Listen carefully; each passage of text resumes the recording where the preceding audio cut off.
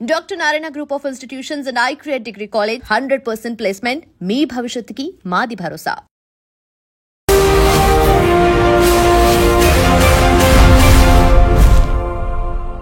నమస్తే, welcome to I dream social spotlight with Kavitha. కూకట్పల్లిలో చిన్నారి సహస్ర హత్య కేసుకు సంబంధించినటువంటి చిక్కుముడి వీడింది.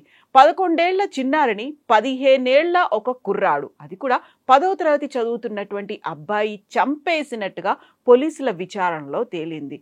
దిగ్భ్రాంతికరమైనటువంటి విషయం ఏంటంటే, ఎలా దొంగతనం చేయాలి, ఒకవేళ చూస్తే ఆ తర్వాత ఏం చెయ్యాలి, వీటన్నిటిని పేపర్ మీద రాసుకొని వెళ్ళినటువంటి ఆ అబ్బాయి అనుకున్నదంతా చేసొచ్చాడు. 80,000 దొంగతనమే కాదు, చూసింది అనేటువంటి కారణంతో, బయటికి చెప్తుందేమో అనేటువంటి భయంతో సహస్రాన్ని కూడా కత్తిపోట్లు పొడిచి చంపేశాడు. దిగ్భ్రాంతికరమైనటువంటి ఈ విషయంలో ఆ యువకుడి, ఆ అబ్బాయి సైకాలజీని మనం ఎలా అర్థం చేసుకోవాలి? మనతో పాటుగా ఉన్నారు ఆస్ట్రో సైకాలజిస్ట్ డాక్టర్ నాగనాథ్ గారు. నాగనాథ్ గారు నమస్కారం. సో నాగనాథ్ గారు, ఇప్పుడు యాక్చువల్గా ఒక అబ్బాయి చేసినటువంటి సంఘటన, అది కూడా 15 ఏళ్ల కుర్రాడు 11 ఏళ్ల అమ్మాయిని అతి క్రూరంగా చంపాలి అనేటువంటి ఒక మోటివ్ లేకపోయినప్పటికీ దొంగతనం చేస్తుంటే అమ్మాయి చూసింది, బయటపడుతుందేమో అనేటువంటి ఒక ఊహ, ఒక ఆలోచన, అంత క్రూరమైనటువంటి నిర్ణయం ఎలా తీసుకోగలిగాడు? అండ్ వ్యూవర్స్ కోసం నేను ఇంకొక విషయం కూడా చెప్పాలి. యాక్చువల్గా మైనారిటీ కూడా తీరని 15 ఏళ్ల అబ్బాయి, 10th క్లాస్ చదువుతున్న అబ్బాయి కాబట్టి ఆ అబ్బాయి డీటెయిల్స్ని మేము రివీల్ చేయట్లేదు, ఆ అబ్బాయి మొహాన్ని కూడా మేము చూపించట్లేదు. బట్ ఆ అబ్బాయికి సంబంధించి సైకాలజీని మాత్రం మనం అర్థం చేసుకోవాల్సినటువంటి అవసరం ఉంది. ఇలా ఎగ్జిక్యూషన్ చేయడం, దానికి పక్కా ప్లాన్ వేసుకోవడం, లెటర్ రాసుకొని మరీ వెళ్ళడం, అది కూడా వచ్చి రాని ఇంగ్లీష్లోనే, సెంటెన్స్ ఫార్మేషన్ ప్రాపర్గా లేకపోయినప్పుడు కూడా లెటర్ రాసుకొని వెళ్ళడం. సో ఈ ఎంటైర్ ఎపిసోడ్లో ఆ కుర్రాడి సైకాలజీని ఎలా అర్థం చేసుకోవాలి? మేడం, మీరు సైకాలజీ అని అన్నారు కాబట్టి నేను మీకు ఇందులో ఒక విషయం చెప్తాను. ఆ పిల్లవాడు రాసిన ఒక్క లెటర్ మీరు ఒకసారి చూడండి. ఆ పిల్లవాడు రాసిన లెటర్ ఒకసారి చదవండి. ఫస్ట్ లైన్లో చూడండి మేడం.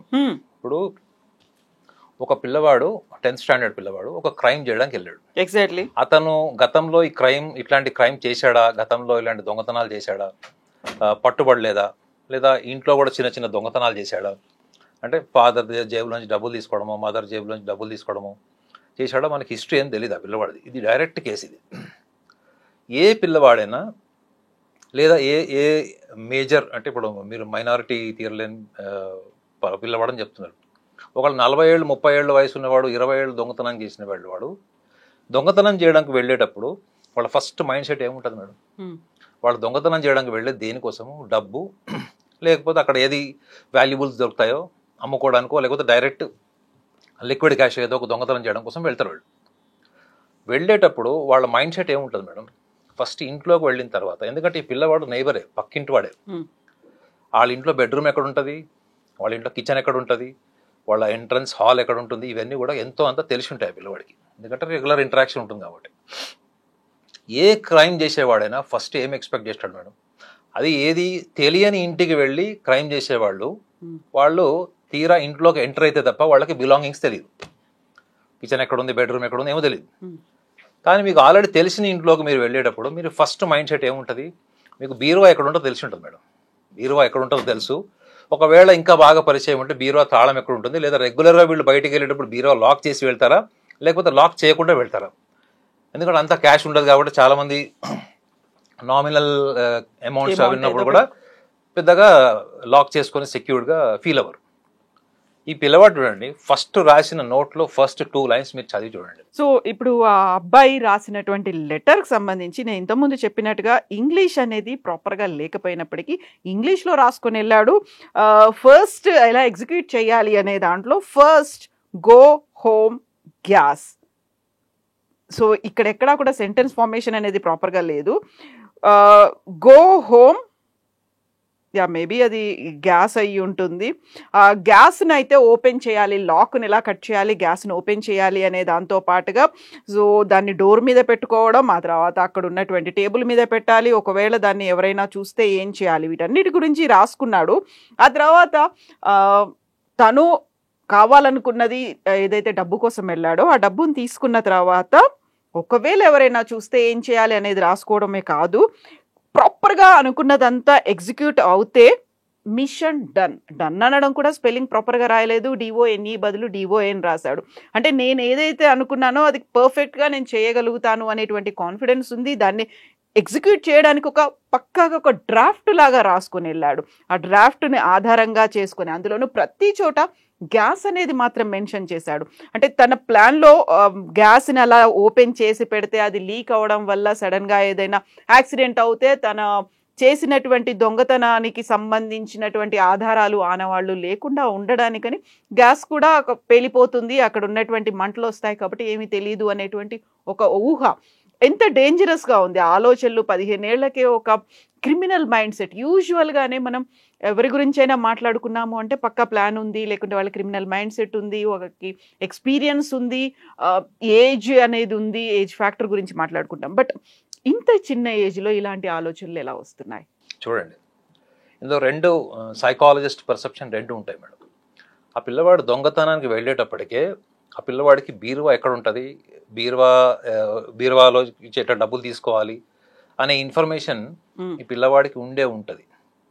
ఎందుకంటే ఫస్ట్ ఆ పిల్లవాడు గ్యాస్ లీక్ చేయాలి, గ్యాస్ ఓపెన్ చేసేసి ఫస్ట్ వెళ్ళి అన్నది ఫస్ట్ మోటివ్ కింద రాసుకున్నాడు. అంటే అర్థం ఏంటి, రేపు పొద్దున దొంగతనం చేసి వెళ్ళిపోతే, ఒకవేళ ఇది గ్యాస్ లీక్ చేసి వెళ్ళిపోతే ఇదేమన్నా ఫైర్ యాక్సిడెంట్ కింద కొనో, రేపు పొద్దున్న బయట వాళ్ళు ఎవరైనా వచ్చి ఇంట్లో వాళ్ళే రేపు పొద్దున వచ్చారు లైట్ వేస్తారు, లైట్ వేస్తే ఏమిటో ఎలక్ట్రిసిటీ వాళ్ళు కూడా గ్యాస్ బ్లాస్ట్ అయ్యే ఛాన్స్ ఉంటుంది. జనరల్గా ఇవన్నీ సినిమాల్లో ఓటీటీ క్రైమ్స్లో మనం చూస్తుంటాం, మూవీస్లో. ఈ పిల్లవాడు ఫస్ట్ మోటివ్ వెళ్ళి డబ్బు తీసుకోవడమా అంటే దొంగతనం తప్పకుండా చేస్తాను, దొంగతనం చేసి బయటకు వెళ్ళిపోతాను అనే ఆప్టిమిజం, అంటే ఒక ఆశావాదంతో వెళ్ళాడా? ఇది చాలా ఇంపార్టెంట్ ఆస్పెక్ట్. ఈ పిల్లవాడు ఫస్టే ఏం ప్రిపేర్ అయ్యాడు తెలుసా మేడం, మనం దొంగతనం చేసి బయటపడతాం పక్కా. కాబట్టి నెక్స్ట్ ఏం చేయాలి మనము, ఆధారాలు దొరకకుండా ఏం చేసుకోవాలి అంటే చూశాడంటే అర్థం ఏంటి, ఈ పిల్లవాడు ఆ ఇంట్లోకి వెళ్ళక ముందరే క్రైమ్ చేసేసాడు. ఏంటి, గ్యాస్ సిలిండర్ లీక్ చేసి రేపు పొద్దున గ్యాస్ బ్లాస్ట్ అయితే. ఎందుకంటే ఆ పిల్లవాడు ఊహించింది అక్కడ జరిగింది ఏంటంటే ఆ పాప ఇంట్లో ఉండడం. అవునా, వాడు ఊహించింది జరిగింది. రెండోది ఇందులో ప్యూర్ సైకాలజీ డైమెన్షన్, ఈవెన్ మీరు గ్రాఫాలజీ పాయింట్ ఆఫ్ వ్యూలో చూస్తే కూడా మీరు ఇంకొక పాయింట్ చూడండి ఆ లెటర్లో. ఇలా చూడండి మేడం, ఆ పిల్లవాడు స్టార్టింగ్ లెటర్, ఫస్ట్ లెటర్ మీరు రాసేటువంటి ఇక్కడ first go home. First go home ఇక్కడ నుంచి అయితే మీకు ఫస్ట్ ఆ లెటర్ స్టార్ట్ చేశాడు, ఆ సెంటెన్స్ స్టార్ట్ చేశాడు. ప్రాపర్ అలైన్మెంట్లోనే కంప్లీట్ లెటర్ అంతా కంప్లీట్ చేశాడు. మీరు చూడండి ఆ పేపర్లో ఎగ్జాక్ట్లీ 1.5 ఇంచ్ గ్యాప్ లోనే మొత్తం ఆ డిసిప్లైన్డ్ రైటప్ ఉంది. చూడండి మీరు. ఒకటి జనరల్ గా చిన్నపిల్లలవి మీరు హ్యాండ్ రైటింగ్ చూడండి మేడం. హ్యాండ్ రైటింగ్లో ఎలా ఉంటుందంటే ఫస్ట్ సెంటెన్స్ రాసినప్పుడు, సెకండ్ సెంటెన్స్ రాసినప్పుడు, థర్డ్ సెంటెన్స్ రాసినప్పుడు ఈవెన్ మనం కూడా ఒక ప్రాపర్ అలైన్మెంట్తో రాయం. మనం ఎలా రాస్తాము బేసికల్గా అది ఒక కంప్లీట్గా సెంటెన్స్ కంప్లీట్ చేసేటప్పుడు అది సెకండ్ పారాగ్రాఫ్, థర్డ్ పారాగ్రాఫ్ లేదా సెకండ్ లైన్, థర్డ్ లైన్కి వచ్చేటప్పటికి ఒక అలైన్మెంట్ ఉండదు. This shows that this boy is not just planned over a night. ఇది ఈ పిల్లవాడు అప్పుడప్పుడు ప్లాన్ చేసి ఆ ఒక రోజు ముందు ప్లాన్ చేసింది కాదు మేడం. ఇది ఇలాంటి లెటర్లు నాకు తెలిసి ఒక 10-20 జనరల్గా సినిమాలో చూపిస్తాడు, 10-20-30 రాసి అది ప్రాపర్గా ప్లాన్ లేదు, ఇది చింపేస్తారు, మళ్ళీ చింపి మళ్ళీ రాస్తారు, మళ్ళీ చింపి మళ్ళీ రాస్తారు అండి. ఇట్లా వీడు హోంవర్క్ చేసినట్టు తెలుస్తుంది. ఒక ఫైనల్ డ్రాఫ్ట్ సిద్ధం చేస్తున్నారు. ఇప్పుడు మీరు చిన్నప్పుడు మీకు హ్యాండ్ రైటింగ్ లో మీకు ఎందుకు first letter should be capital letter అని ఎందుకు చెప్తారు? మనకి ఫుల్ స్టాప్ తర్వాత క్యాపిటల్ లెటర్ ఎందుకు వస్తుంది? కామా తర్వాత ఏమొస్తుంది మనకి? సో గ్యాప్ వస్తుంది. సో ఈ పిల్లవాడు అకాడమికల్లీ అంత స్ట్రాంగ్గా లేడు అన్నది ఆ ఇంగ్లీష్ లిటరేచర్ అది రాసిన దాంట్లో తెలుస్తుంది. డన్కి డిఓఎన్ రాశాడు, డాన్ అని రాశాడు. సో ఇంకా కొన్ని గ్రామర్ మిస్టేక్స్ కూడా ఉన్నాయి అందులో, సెంటెన్స్ ఫార్మేషన్ లేదు, వర్డ్స్లో కూడా మిస్టేక్స్ ఉన్నాయి ఫామ్ చేసిన దాంట్లో. So first preliminary psychological analysis ఏంటంటే మేడం, ఈ పిల్లవాడు ఇది రాత్రిలో 2-3 రోజులు ప్లాన్ చేసింది అయితే కాదు అన్నది నా ఒపీనియన్. ఇది ఈ పేపర్ మీద తను చేసిన వర్క్ చూడండి, మీరు ఒక 10-20 సార్లు రాసిన తర్వాత మీకు నచ్చేవి నచ్చనివి కూడా కొన్ని రాసుకుంటారు మీరు. మీకు రాసిన దాంట్లో మీకు సరిగా నచ్చదు. అప్పుడు ఏం చేస్తారు మీరు, ఒక సిస్టమేటిక్గా చేయాలి ఇది అనుకున్నప్పుడు అతను ఫైనల్ డ్రాఫ్ట్ చేసినటువంటి ఇది ఆస్పెక్ట్ నాకు కనపడుతుంది అందులో. రెండో విషయం ఏంటంటే ఈ పిల్లవాడు ఊహించింది లేదా ఆ అమ్మాయి ఇతను దొంగతనం చేసి వెళ్ళేటప్పుడు కనిపించింది. సో ఫస్ట్ అతను సిలిండర్ లీక్ చేసి బ్లాస్ట్ చేసి వెళ్ళిపోతే రేపు పొద్దున సాక్ష్యాలు దొరకవు అన్నది ఏంటి? It is a fear of his image. దొరికితే ఏంటి మేడం? చెడిపోయేది ఏంటి? ఇమేజ్ చెడిపోతుంది, అవునా? దొంగ అన్న ముద్ర పడుతుంది. So his fear of image was very vital. అంటే పిల్లవాడు బేసికల్లీ లోపల పిరికోడు. ఈ పిల్లవాడు బేసికల్లీ లోపల పిరికివాడు. ఇంత పిరికివాడు 20 స్టాబింగ్లు ఎట్లా చేశాడు? నార్మల్గా 20 స్టాబింగ్లు 30 స్టాబింగ్లు ఎవరు చేస్తారు మేడం? కక్షాపూరితంగా. నేను యాక్చువల్గా ఈ కేసు విన్నప్పుడు ఫస్ట్ ఎవరో తెలిసిన వాళ్ళే చేసి ఉంటారు, ఇది యాక్సిడెంటల్ మర్డర్ కాదని అనుకున్నాం. ఇది ఎవరో తెలిసిన వాళ్ళు. ఎందుకంటే మేడం, ఒక వ్యక్తి మీద మీకు బాగా కక్ష ఉందనుకోండి, ఆ వ్యక్తి చనిపోయిన తర్వాత కూడా ఓడిస్తారు. ఎందుకు? That is a psychological grudge, vindictiveness, అంటే కక్ష సాధింపు. జనరల్గా మనకు సినిమాల్లో వాటిలో చూపిస్తారు, ఒక విలన్ని కానీ ఒక ఇద్దరు విలన్లు కానీ లేకపోతే ఒక వాయిలెంట్గా కొట్టుకుంటున్నప్పుడు మీకు number of stabbing is indication of the psychological vengeance. అంటే వాడు ఫిజికల్గా చచ్చిపోయాడా అన్నది కాదు అక్కడ, మానసికంగా నా కోరిక తీరాలి, నా సంతృప్తి నాకు రావాలి అన్నప్పుడు ఒక ఈగో ఏదో ఉంది, అది సాటిస్ఫై అవ్వాలి. Yeah, I want to win over the my rival. నా శత్రువుని నేను గెలిచాను అనే తృప్తి మీరు చంపినప్పుడు వచ్చేస్తుంది మేడం. చంపిన తర్వాత కూడా మీరు పొడిచారంటే అర్థం ఏంటి? It is a terrible intense grudge and. కానీ ఇక్కడ ఈ విషయంలో అది కాదు మేడం. ఈ విషయంలో ఏంటి చెప్పండి? చూస్తే బయట చెప్తుంది. 20 స్టాబింగ్ చేయాల్సిన అవసరం ఉంది? అస్సలు ప్రాణాలతో ఉండకూడదు. That is point. అర్థం ఏంటి? భయం. మళ్ళీ భయమే. మీరు చూడండి, లెటర్లో ఫస్ట్ డిఫెన్సివ్ మెకానిజం ఏంటి? ఆ పిల్లవాడు ఎక్కడ దొరికిపోతాను, ఎవిడెన్స్ లేకుండా చేయాలి. ఫస్ట్ ఏం చేయాలి. ఆ ఆతృత అన్నది ఒక 1 వీక్ నుంచి ఉందా, 1 మంత్ నుంచి ఉందా? What made him to get in to the crime? First. Second aspect ఏంటి మేడం? ఆ అమ్మాయి చనిపోయిందా లేదా అని నిర్ధారించుకునే వరకు చంపాడు.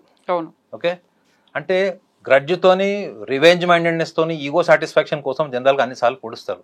కానీ పిల్లవాడు అంత పొడిచాడంటే అది కూడా రేపు పొద్దున ఈ అమ్మాయి ఎక్కడ బతుకుతుంది, మరణ వాంగ్మూలం లాస్ట్ మూమెంట్లో ఒక వాంగ్మూలం ఇచ్చిన, ఎందుకంటే తెలిసినోడే కాబట్టి, ఎక్కడ దొరుకుతుందో అన్న భయము.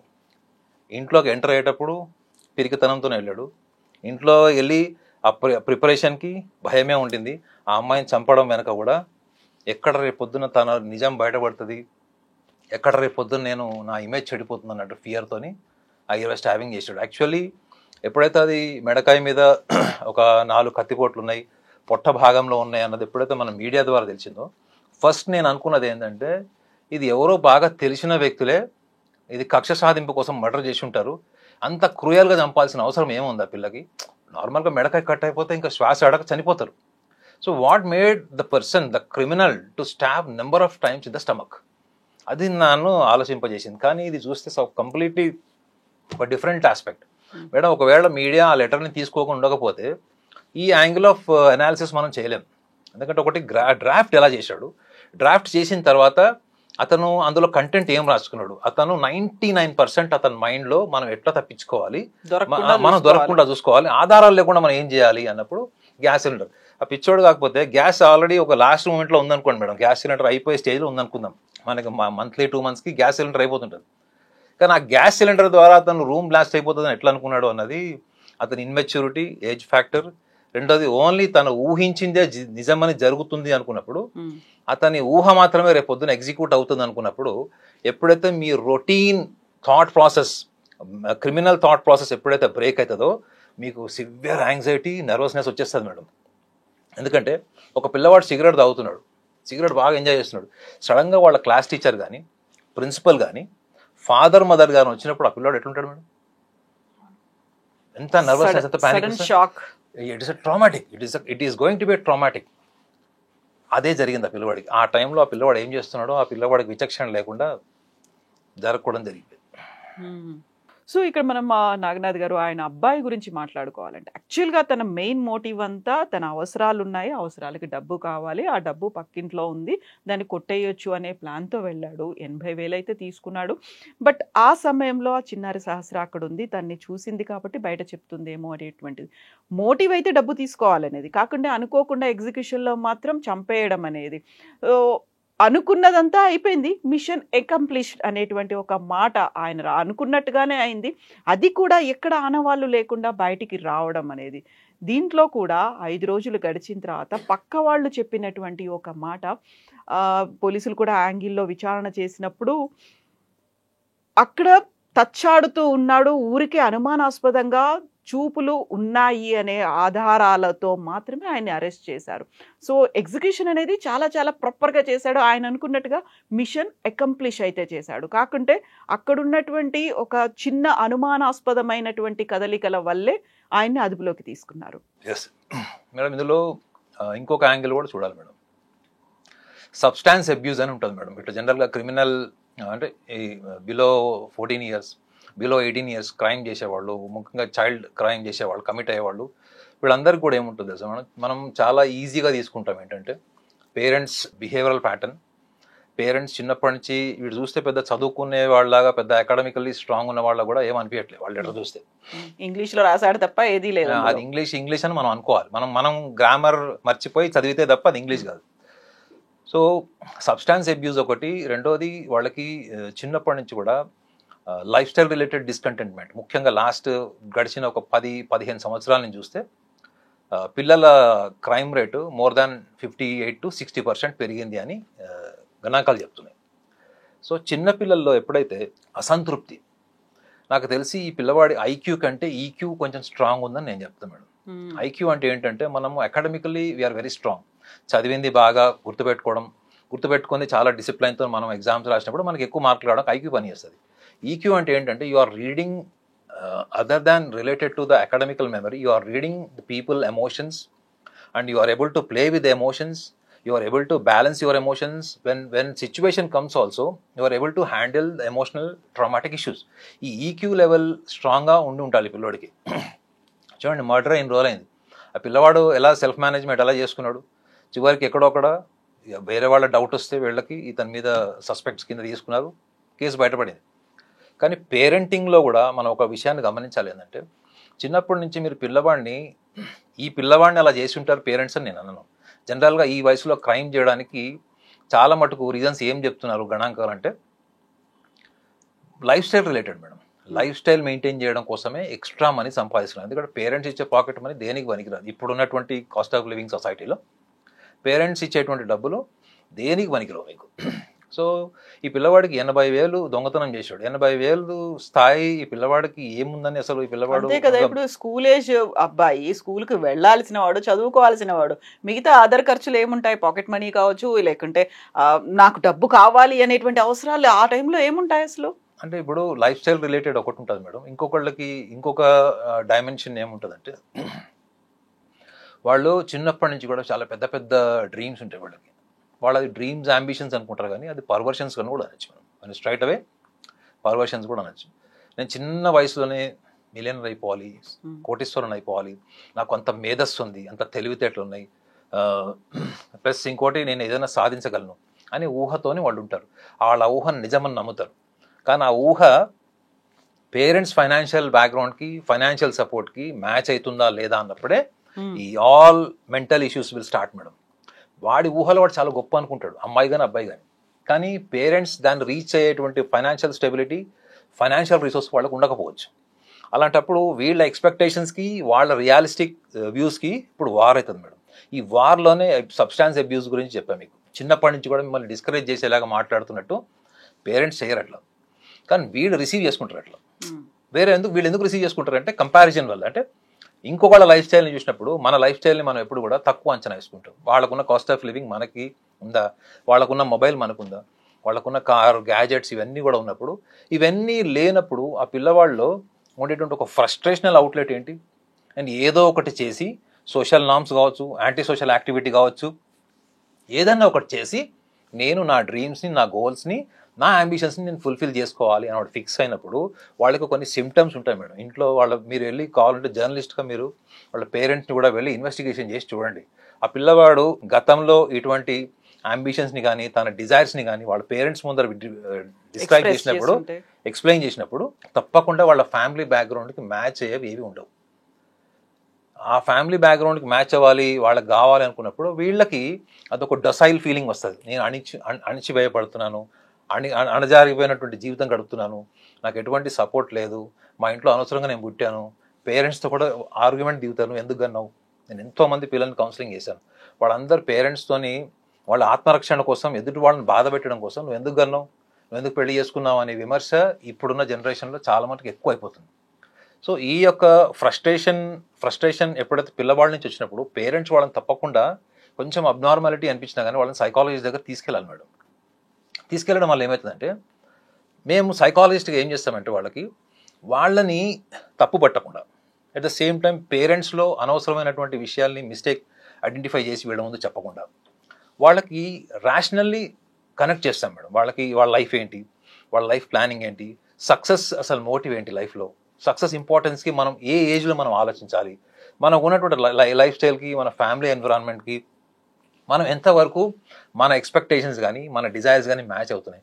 ఒకవేళ వాటిని మనం బ్రేక్ చేస్తే మనం ఎటువంటి సిచ్యువేషన్స్ని మనం ఫేస్ చేయాల్సి వస్తుంది, రేపు పొద్దున మనకి ఎట్లాంటి సొసైటీ ఫామ్ అవుతుంది, ఈ సొసైటీలో మనం నిజంగా మన పర్సనాలిటీకి, మనకున్న ఫ్యామిలీ బ్యాక్గ్రౌండ్, మనకున్నటువంటి ఫ్యామిలీ మారల్ వాల్యూస్కి ఎంతవరకు మనం కంపాటబుల్ అవుతామన్నది వాళ్ళకి ఒక time process madam. Maybe it take 6 months of time. Some children are very flexible, they quickly learn, అలా కూడా చేస్తారు. నేను ఎంతోమంది పిల్లల్ని చూశాను, వాళ్ళు ఆత్మహత్య చేసుకోవడానికి ఇంట్లోంచి వెళ్ళిపోయిన వాళ్ళు, బిల్డింగ్ పైకి ఎక్కిన వాళ్ళు, కిందికి దిగిన వాళ్ళు. మా వాచ్మెన్ కొడుకు కూడా వాడు 5th floor పైకి వెళ్ళి రాలేదు, నేనే వెళ్ళి తీసుకొచ్చేవాడిని. ఎందుకు మేడం? ఒక సైకాలజిస్ట్ బిహేవియర్కి నార్మల్ హ్యూమన్ బిహేవియర్కి చాలా తేడా ఉంటుంది మేడం. ఫస్ట్ ఎంపతి ఉంటుంది సైకాలజిస్ట్కి ఎప్పుడు కూడా, thinking from others point of view. అది వాడు రెగ్యులర్గా చూస్తాడు, ఆ వాచ్మెన్ కొడుకు మమ్మల్ని చూస్తాడు, టీవీ ప్రోగ్రామ్స్ కూడా చూస్తాడు మావి. కాబట్టి కాంప్లెక్స్లో ఎవరు చెప్పినా వాడు దిగలేదు. నేను వాడికి ప్రామిస్ చేశాను, వాడికి మొబైల్ కావాలి, నేను వాడికి ప్రామిస్ చేశాను, రా నేను మొబైల్ ఇస్తానని చెప్పాను. వాడు నిజంగానే మొబైల్ కొనిచ్చాను. వాడు ఊహించిన మొబైల్ కొనిలేదు, బట్ నార్మల్ మొబైల్ అయితే కొనిచ్చేవాడికి. సో దానివల్ల అట్లీస్ట్ వాడు ఎగ్జామ్స్కి వెళ్ళాడు. వాడు 10th class ఫైనల్ ఎగ్జామ్స్కి వెళ్ళాలని కూర్చున్నాడు. రెండోది బెదిరించింది ఏంటి? Staircase. ఒకటి ఆత్మహత్య చేసుకుంటానని మిమ్మల్ని ఎమోషనల్గా బెదిరిస్తారు, రెండోది క్రైమ్. ఒకటి నేను చనిపోతాను లేదా చంపుతాను, ఇది ఒకటి, రెండు ఎమోషనల్ బ్లాక్మెయిలింగ్సే. ఒకటేమో చంపడం వల్ల ఫ్యామిలీ ఇమేజ్ కానీ పర్సనల్ ఇమేజ్ అంతా డ్యామేజ్ అవుతుంది, చనిపోవడం వల్ల ఏం సాధిస్తారు మేడం వాళ్ళు? So either way, what is a common point between this two, killing themselves and killing someone, is a unexpected irrational desire. ఇది ఈ కేసులో చాలా బలమైన పాత్ర పోషించిందని అనుకుంటున్నాను. ఎస్ అండి. సో సింపుల్గా దొంగతనానికి వెళ్ళాడు, చంపేసి వచ్చాడు అనేదే కాదు, దాంట్లో బోల్డ్ అంత ఆలోచన ఉంది, ఎగ్జిక్యూషన్ ఉంది, దాని నుంచి ఎలా బయటపడాలనేటువంటి కంప్లీట్ షెడ్యూల్స్ ఉన్నాయి, మిషన్ డన్, మిషన్ అకంప్లిష్డ్ అనే ఒక కాన్ఫిడెన్స్ అన్నీ కనిపిస్తున్నాయి. బట్ మనం మాట్లాడుకోవాల్సింది, ఆలోచించాల్సింది. ఇప్పుడు ఇందులో ఇంకొక వీటి కూడా మీరు డన్ అన్నారు కాబట్టి చెప్తున్నాను, I'm not sarcastically saying, but DON బదులు DON అని పెట్టుకున్నాడు. I don't want him to fall into this Don anti social, ఒక మాఫియా లాగా మాఫియా లైన్లోకి వెళ్ళకూడదని నేను కోరుకుంటున్నా. రెండోది వీళ్ళ మీద పర్యవేక్షణ కూడా ఉండాలి మేడం. కేవలం ఇప్పుడు జీవినాయలకి వెళ్ళడం వల్ల పిల్లవాళ్ళలో ఏదో పెద్ద మార్పు వస్తుందని కాదు. మెయిన్ ఇతను చంపడం అన్నది అది ఏ రకం కూడా మనం యాక్సెప్ట్ చేయలేము. అది కానీ అమ్మాయి చనిపోయింది, రేపు పొద్దున వీడు ఇంకోళ్ళని చంపకుండా వీడు ఆత్మహత్య చేసుకోకుండా కూడా చూడాలి madam. You got my point. అతనికి చట్టపరంగా పడే శిక్ష ఒకటి ఉంటుంది, కానీ మనము సైకలాజికల్ వెంజెన్స్ తీసుకొచ్చి వీడు చచ్చిపోతే బాగుండు, వీడిని చంపేస్తే బాగుండు అని చాలా నార్మల్ రియాక్షన్ ఉంటుంది. ఎందుకంటే ఆ పిల్లని అంత దారుణంగా చంపేశాడు. చట్టపరంగా పడే శిక్ష ఒకటి ఉంటే వాడు మళ్ళీ అలాంటి క్రైమ్ చేయకుండా కూడా చూసుకోవాల్సిన బాధ్యత కూడా గవర్నమెంట్కి ఉంటుంది. మాలాంటి వాళ్ళు ఎవరైనా సైకాలజిస్ట్ని పిలిస్తే కూడా we are ready to counsel them. ఇంకొకటి మేడం, మేము మాలాంటి వాళ్ళు కౌన్సిల్ చేస్తే అడ్వాంటేజ్ ఏముంటుందంటే వాడు మళ్ళీ రిపీట్ చేస్తాడు.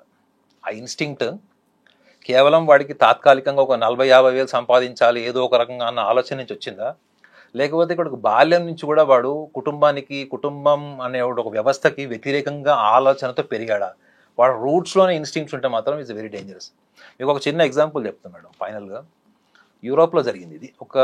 ఒక వ్యక్తి ఏదో క్రైమ్ చేసి జైలుకి వెళ్ళాడు. అది మర్డర్ కాదు, దొంగతనం లాంటిది ఏదో చేసి జైలుకి వెళ్ళాడు. శిక్ష అనుభవించి వచ్చాడు. శిక్ష అనుభవించి బయటకు వచ్చిన వ్యక్తికి ఎక్కడ ఉద్యోగాలు రావట్లేదు, ఎందుకంటే because of the criminal background. So అతను ఒక 20-25 రోజులు పస్తున్నాడు, ఎక్కడ తిండి లేదు, ఎక్కడ ఆధారం లేకుండా ఉన్నాడు.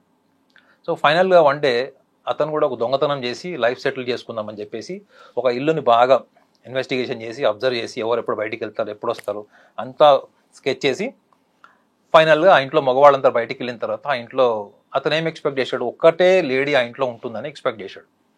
లోపలికి వెళ్ళాడు, ఆ లేడీ ఎదురుగా వచ్చింది, ఆమెను కట్టేశాడు. ఆమెకి సోఫా కట్టేశాడు. లోపలికి వెళ్తున్నప్పుడు ఇంకొక లేడీ ఆ కిచెన్లోంచి బయటకు వచ్చింది అన్ఎక్స్పెక్టెడ్లీ. వచ్చేటప్పటికి ఆమెను కూడా థ్రెటన్ చేసి ఆమెను కూడా ఇద్దరిని ఎదురెదురుగా సోఫా కట్టేసి వెళ్ళి తనకు కావాల్సినవన్నీ బీరువాలో దొంగతనం చేసుకొని తీసుకెళ్తున్నప్పుడు విచిత్రంగా ఏమైందంటే ఈ ఇద్దరిలో ఒక లేడీ అతన్ని థ్రెటన్ చేసింది.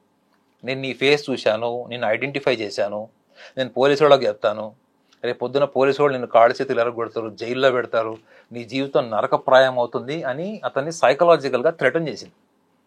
సో అవన్నీ ఏం పట్టించుకోకుండా వాడు దొంగతనం చేసిన లగేజ్ తీసుకొని రానవే. వాడి ఇంటి నుంచి ఆల్మోస్ట్ ఒక 2 ఫర్లాంగ్స్ వెళ్ళిపోయాడు మేడం ఆల్మోస్ట్.